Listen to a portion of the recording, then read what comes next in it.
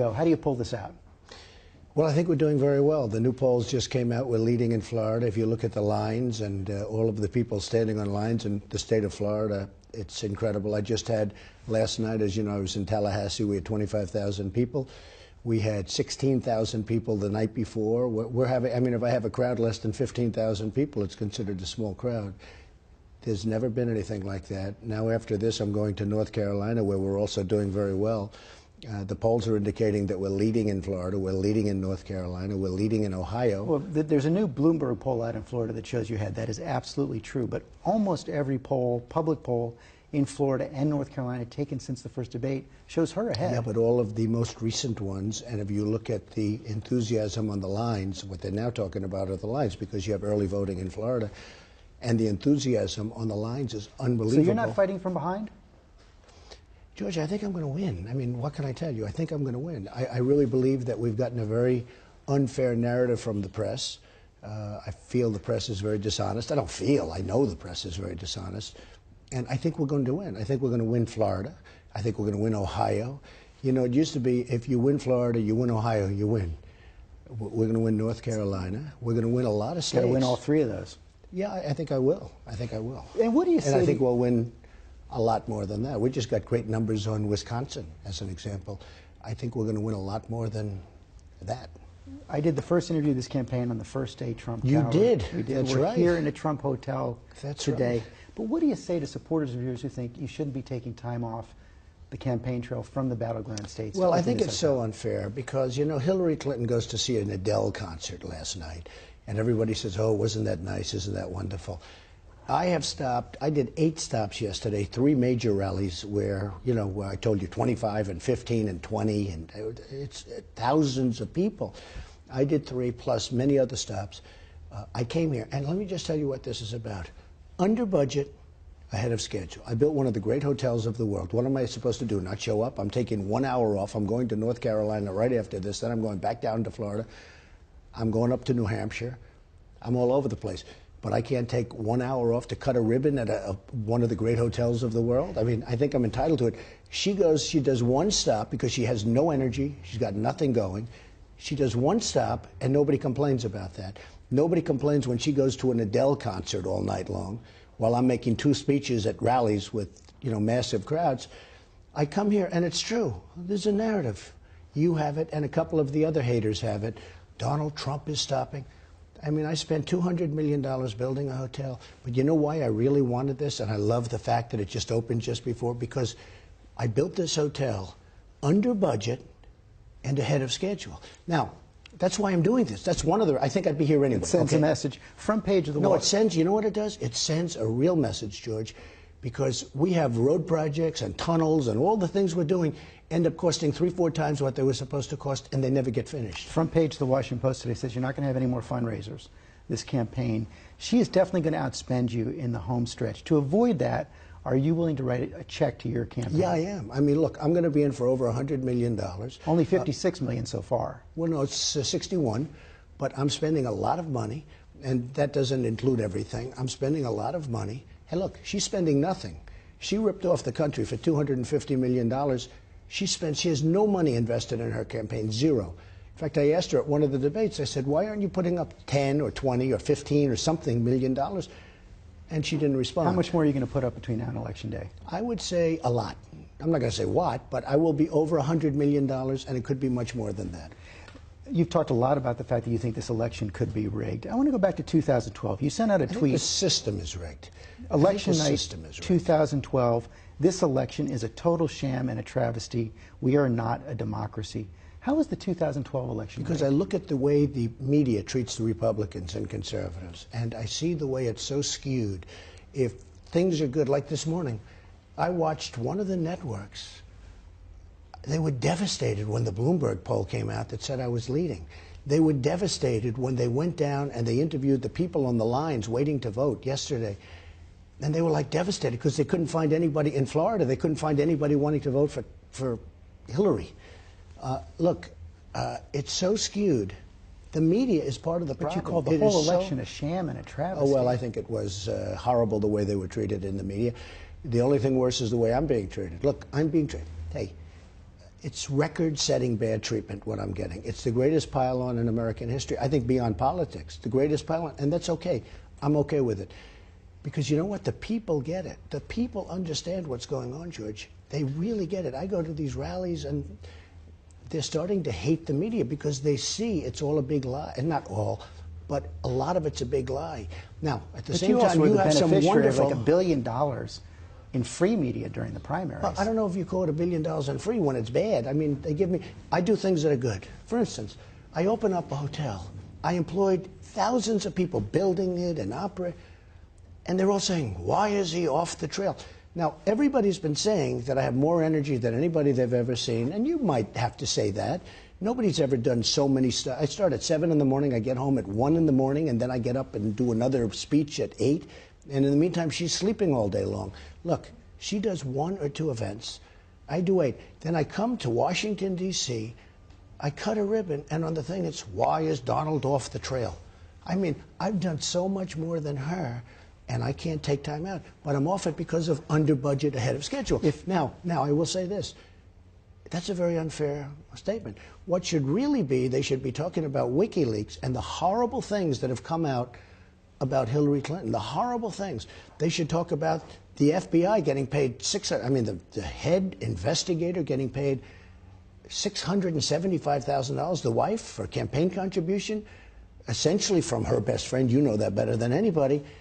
And she's under investigation, and this is the man that's the head of the investigation, and the wife is getting paid $675,000. Right, she was contributions to her campaign. Oh, that's a terrible thing. Over. That's a terrible thing. Nobody's ever seen anything Let's stick like on that. this election idea. And George, she's so guilty. She deleted 33,000 emails. They're missing boxes of emails. She's so guilty. How can she even run? You have to see, there's such anger in this country. And the anger is about that, but there's such anger in this country over what she got away with. The FBI director, appointed by Republicans, said no reasonable prosecutor would bring this case. Well, she made a mistake, okay, or whatever. I don't even call it a mistake. I think something happened. Look, something happened. You go into the well, I think somebody talked to him. I think, hey, look, how can President Clinton, when the Attorney General says something going on, George. She's so guilty. Congress sends a subpoena. She deletes all of her emails, okay? She deletes them. Now, there are other things also, many other things. But just take that one. Don't even talk about anything else. There are many, many other things. Missing boxes of emails, deleting emails after they send her. Now, who's more important in terms of getting a subpoena than the United States Congress? She deletes 33,000 emails and gets away with it. And yet General Cartwright could go to jail for... George, General Cartwright, 4-star general, could go to jail. Think of this. For 5 years. You've made the point that you think... And Petraeus, his life has been destroyed. You've made the point that you think she's guilty. But if she does... I don't think she's guilty. I know she's guilty. If she wins, I know you think you're going to win, but if she wins, if she gets the kind of win that President Obama got, more than 300 electoral votes, several million in the popular vote, will you accept that as a clear result? I'll make that decision at the right time. I mean, don't worry about it. I'll make the decision at the right time. But we have a rigged system. And I'll tell you how the system's rigged. It's rigged by the media because it's totally unfair and biased. It's rigged by the media, and it's rigged when you see somebody running for office who shouldn't be allowed to run for office. Hillary Clinton deleted 33,000 emails. Do you know what was on those emails? And she said they were for the wedding and her spa, okay? Yoga classes. 33,000 emails. I would tell you what was on those emails was horrendous. Look at what's coming out with WikiLeaks. Look at what they're saying, where Podesta says that Hillary Clinton, running for president, has bad instincts. First of all, he should be fired if for no other reason. He's very disrespectful to her. He says a lot of bad things about her.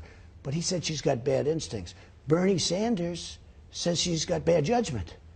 So if Podesta says bad instincts, Sanders says bad judgment, why are people even thinking about running? All 17 U.S. intelligence agencies believe the Russians are behind that leak. Why don't you believe it? I don't know if they're behind it, and I think it's public relations, frankly. You know what does bother me? I have nothing to do with But you were even told that by the Republican head of the Homeland Security, Mike McCall. He said the same thing. I don't know what he said. He told you that he thought the Russians were behind it. Hacking is very interesting. Hacking is very hard to determine who did what, okay? You know that. People are hacking all over the place. Nobody knows. They don't know if it's Russia. They can't guarantee it's Russia. And it may be. I mean, it may be Russia. I have nothing to do with Russia. She likes to put the narrative about Donald Trump with Russia. I have nothing to do with Russia. I don't know money. I don't have deals in Russia. I don't know Putin. But why not accept our intelligence agency's conclusion? Well, I haven't seen the conclusion. But you know what? Hacking, I understand. And you really, it's very hard to determine who's doing the hacking. What I have seen, though, is I have seen WikiLeaks. And where they came from, I don't know. But they're real. And they're not even being denied. And the disrespect those people have, and the dishonesty, too, by the way, the dishonesty. I mean, the one that came out yesterday about, you know, the server and going to President Obama, so therefore he knew about it. That brings him into the picture, which he didn't want to be brought into that picture.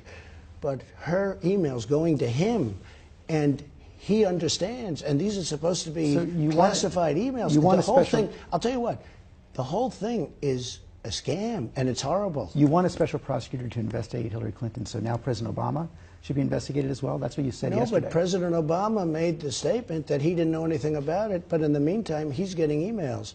So it proved that he did know about it. You said yesterday she should be investigated. Who should be investigated? The president. Let them do whatever they want. Look, he knew. He lied. He certainly lied because he knew the emails because they were sent to him. Let's talk about Mosul. And that was a big deal yesterday. I mean, you do agree that was a big deal yesterday. It was news yesterday. It was news. It was news. Let's talk about Mosul. On Sunday, you sent out a tweet saying that the operation was a total disaster. The defense secretary is on the ground. He says they're making progress. He's encouraged by the progress. The former dean of the Army War College says this shows that Trump doesn't know a damn thing about military strategy. The Army War College, let me tell you, the element of surprise. I've been hearing about Mosul now for 3 months. We're going to attack, meaning Iraq's going to attack, but with us, okay? We're going to attack. Why do they have to talk about it? Why can't they keep it quiet and attack? Now, as you know, the attack is being met with great, resistance because they were totally prepared, because the politicians are all talking about it, because Obama's talking about it. Don't talk about it. Element of surprise. General Patton. You look at General George Patton, you look at MacArthur, you look at these great generals, and I say it all the time, they're spinning in their grave. Mosul, number one, we shouldn't have even had to do it, because when we got out, we had Mosul. Now we have to take it a second time. We had Mosul. We have to take it because Hillary Clinton and Obama left that big vacuum, and ISIS went in and they took Mosul. She says you're declaring defeat before the battle is over. Let me finish with Mosul. Element of surprise. One of the reasons they wanted Mosul, they wanted to get the ISIS leaders who they thought were in Mosul.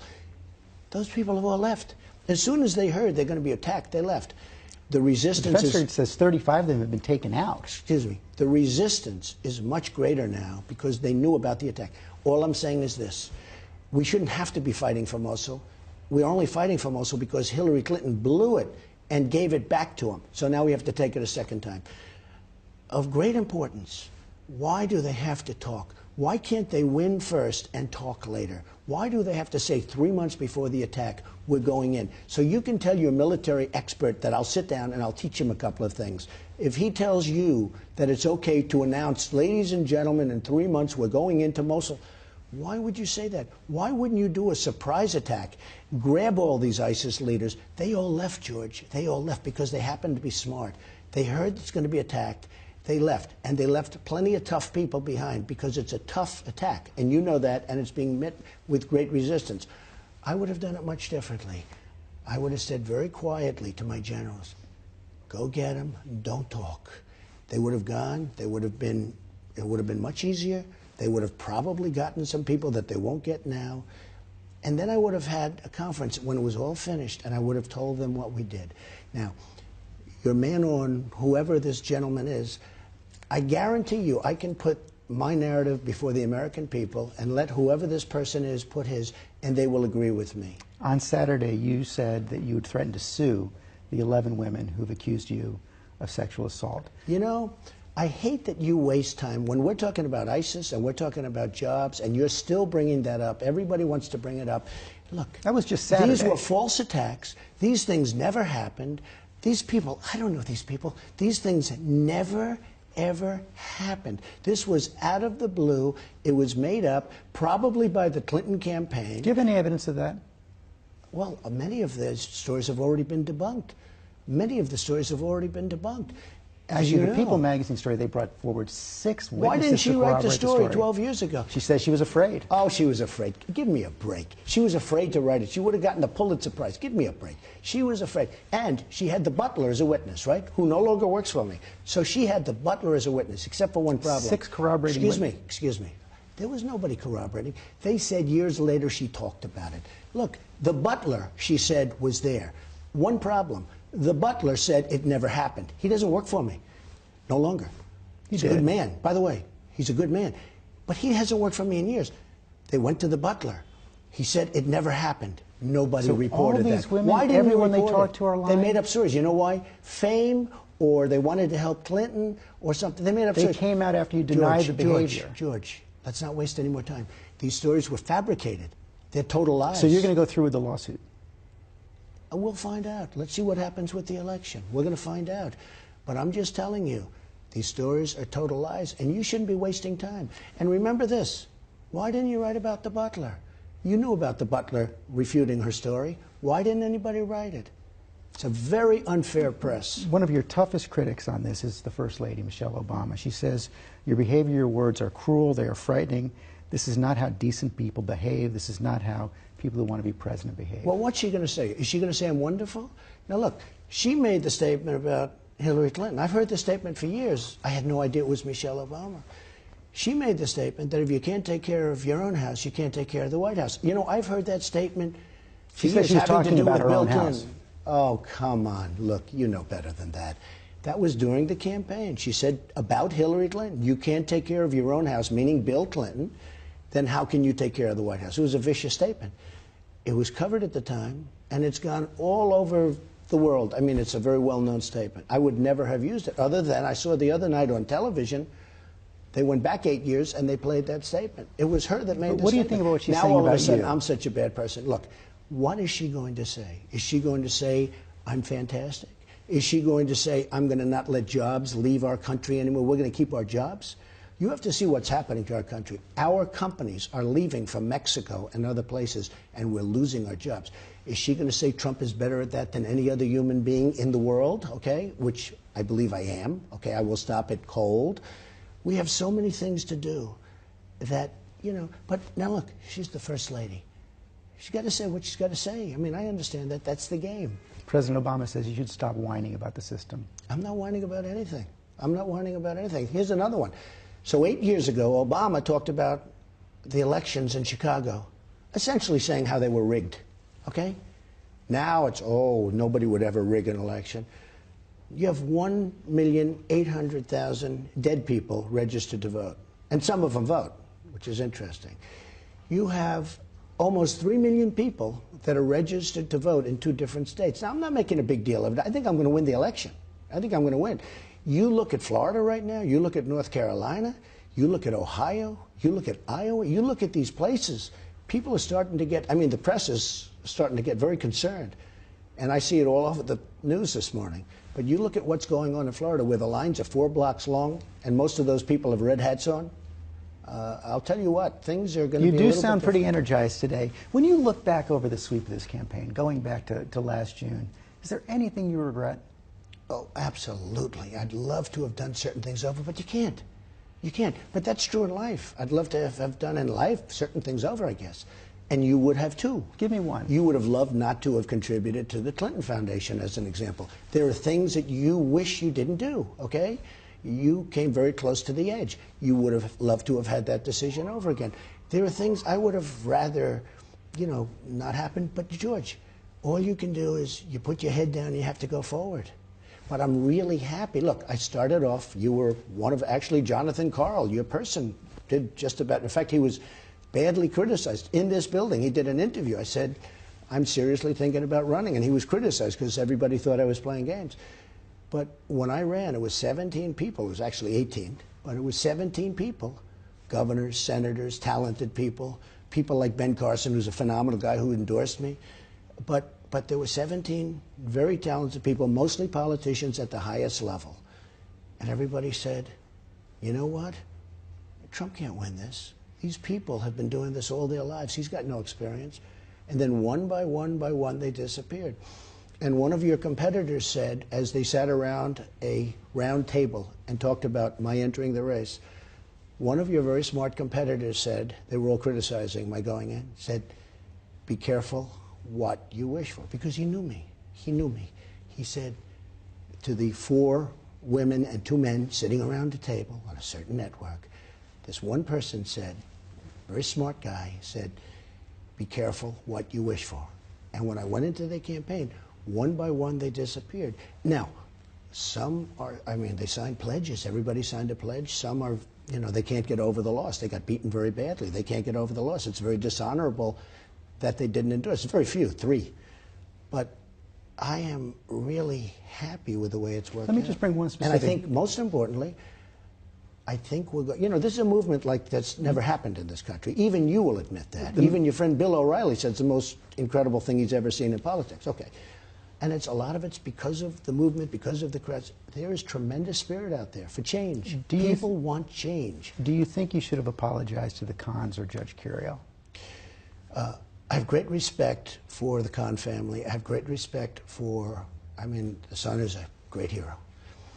But if I were president at that time, Captain Kahn would be alive today, George, because I wouldn't have been in Iraq. So if I were president, Captain Kahn's son would be... You did support it initially. Support the invasion. I never support... Look, let's get it straight. I was opposed to the war in Iraq. I was opposed to the war in Iraq. And for the most part, the honest people agree with it. But right from the beginning, I was opposed. Was pretty clear. That was way before the war started, and that was the first time I was ever even asked about Iraq, and I gave a very, like, I don't know, who knows. Right at the beginning. That was long, that was way before. If you look at just before the war started, I said, don't do it, it's a mistake, you're going to destabilize the Middle East. From the beginning, I was opposed to the war in Iraq. Then they did magazine articles right after the war started. I was opposed to it then, and that was 100%. Had I been president, Captain Kahn would be alive today. We wouldn't have been in this horrible, horrible mistake of the war in Iraq. We made a mistake in going in, and Barack Obama and Hillary Clinton made a terrible mistake in the way they took us out, because we created a vacuum. They got out so badly. It was so, I can only use the word stupid. The way they got out of the war in Iraq was so bad. They left the vacuum. ISIS formed. ISIS now, George, is in 32 countries. Remember, he said the JV, junior varsity. ISIS now is in 32 countries. And Hillary Clinton, she says she's going to stop them. Why didn't she do it before? Why didn't she do any of the things before? You know, she's been there, George, for 30 years. All of these things happen. Now she says she's going to do this. Why didn't she do them before? Final question. I heard backstage Colonel Dolan said that you said Hillary Clinton was a tough and talented lady. She said, if I win, we have to work together. I know you think you're going to win. If she wins, are you prepared to work with her? I just want to make that decision at a later date. I'm not saying I'm not or I am. I just don't want to tell you today. I want to make that decision at the appropriate time. Hopefully, I won't have to make that decision. I really believe we're going to win. We're going to win Florida. We're going to win Ohio. We're going to win North Carolina. I think we're going to win Pennsylvania. You have to see what's going on in Pennsylvania. The crowds and the people getting ready. I think we're going to win Pennsylvania. I went to school there. I know it very well. I have amazing relationships. You look at the steel workers, the miners, they're all voting for Trump. I mean, she's against those industries. So I think we're going to win Pennsylvania, too. I think you will be very surprised. We'll see. Mr. Trump, thanks very much. Thank you very much. Thank you. You said at the beginning, if you run, you'll win. You still feel that? I feel that. I feel that. I see the connection with the American people and my husband, and he created a movement, and the crowd and the people that are behind him, it's unbelievable to see. Does it make you want to get out there yourself and help him out the final 2 weeks? We will see. My priority is my son, Baron, our son, Baron, and I support him 100%, and I'm there for him every time he needs me, and I might join him. We will see. She's actually going to make 2 or 3 speeches. And I will tell you. Made some news right there. No, Okay. it is. She's amazing when she speaks. She's an amazing public speaker. So she's agreed to do 2 or 3 speeches, and I think it's going to be big speeches, important speeches.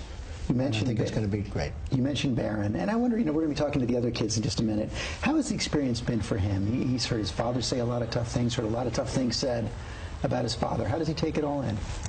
I teach him, I explain to him, so he knows what's going on, and he's taking very well. I keep him balanced and just have him a childhood as normal as possible, and he's enjoying his school and his sports. He's a great athlete, and I just want to have him out of the spotlight for now. Does he ask you about the news, though? Yes, all the time. He asks me about the polls all the time. That's very cute. It's like his dad. He follows the polls. How's he doing in the polls? He's, of course, he misses his dad a lot at these days, but he's doing great. And if you could look back over this campaign and say 2 things, what has been the best moment? What's been the worst? The best moment, the movement that he created and showed the people what he wants to do for the country. And the worst, I would say, dishonest media and unfair media.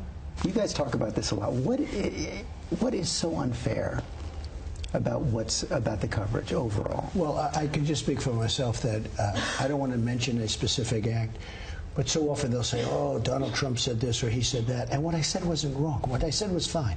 If a Democrat had said it, if Hillary had said it, they wouldn't have even thought about it. But I'll say something that's absolutely perfect, George, and the next day it's headlines. Donald Trump said this or that. That comes with the territory, though, doesn't it? No. Look, I went to an Ivy League school. I was a good student. I'm a very smart person.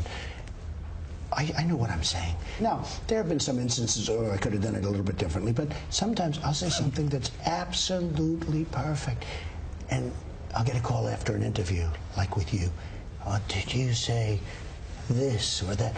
And they'll skew it so unfairly. But people see it for themselves. They make up their own minds. Well, they don't really, because what happens is you poison the minds. You really do.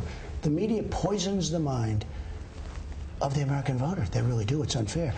But the thing is, the American voter is really smart. I mean, I'm going to see how smart they are. But the American voter, I think the American voter is smarter than the media. It's clear you both feel very, very strongly about this. Clearly, we all know, and you've answered some questions about this since that Access Hollywood tape came out. I'm automatically attracted to beautiful. I just start kissing them. He apologized to you for that. But you said at the 3rd debate you didn't apologize to her about the women. The stories are all totally false. I have to say that.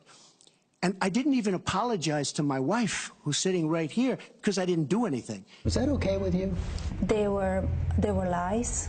And as I said before, all the accusations, they should be handled in a court of law. So you believe the lawsuit should go forward? Yes, I believe that. And because to accuse somebody without evidence, it's very hurtful and it's very damaging and unfair. And but honestly, do we still need to talk about that? I think American people want to hear the problems that we have in America. She's so right about that. She's so right about that. They want to hear what we will do to make America better. Let's talk about jobs. Let's talk about secure our border. That's what American people want to hear about it. I think people just to finish, I can't apologize for something that I didn't do. Nothing ever took place. But it's more likely to go away if you don't sue. We'll see what happens, okay? Let's see what happens on the 8th. November 8th. Have you thought more about what you'd like to do as First Lady?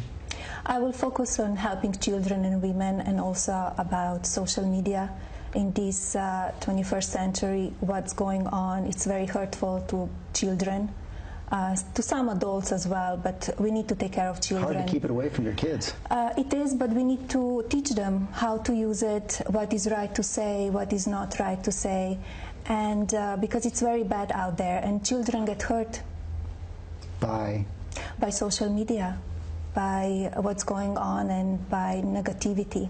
You give him advice about tweets? Yes, I do, all the time. Well, look, it's a modern-day form of communication, Judge. And, you know, I have, between Facebook and Twitter, I have 25 million people. It's a big asset. You have to use it right, but it's a big asset. But she'll tell you when you use it wrong. She can give me very good advice, believe me. But what she's saying is true, though. I've seen so many people hurt so badly. Not just children. I mean, just people are hurt so badly by new social media. And she feels very strongly about it. She understands it very well. I'm sure it's very dangerous for The children. New York Times was all the people they say you've insulted on Twitter. That's okay. Most of them deserved it. Were you one of them?